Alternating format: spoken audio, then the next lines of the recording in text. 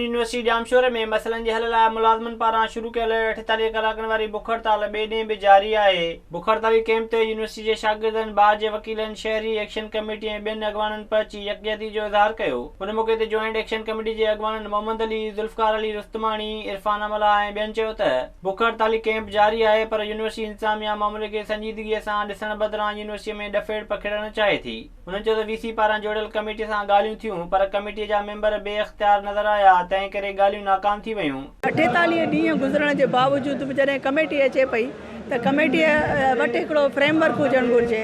कमेटीअ खे ख़बर आहे असांजा मुतालबा आहिनि, उहे खणी अचनि त हिननि मुताबिलनि जा असां हीअ हल सोचिया आहिनि ऐं असां हीअ मुतालबा हीअं हल कंदासीं।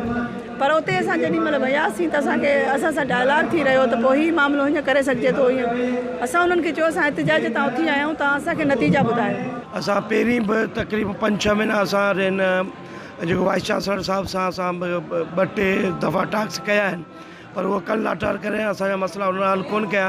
मजबूरन असां हीअ स्टेप खयो एहतिजाज वारो। जेको रजिस्ट्रार जी सीट ते वेठल आहे ऐं उहो ॾिसे बि पियो त हिते मुलाज़िम, उस्ताद ऐं तव्हांजो ऑफिसर सभु हुनजे ख़िलाफ़ु थी वेठा आहिनि, त हुनखे पाण खे इहा इस्तीफ़ा वाइस चांसलर जे हवाले करणु घुरिजे। हितां जा बेतहाशा इक़्तिसादी मसइलनि में मुब्तला थियल साथी हींअर एहतिजाज कंदे कंदे हंगर स्ट्राइक ते पहुता आहिनि।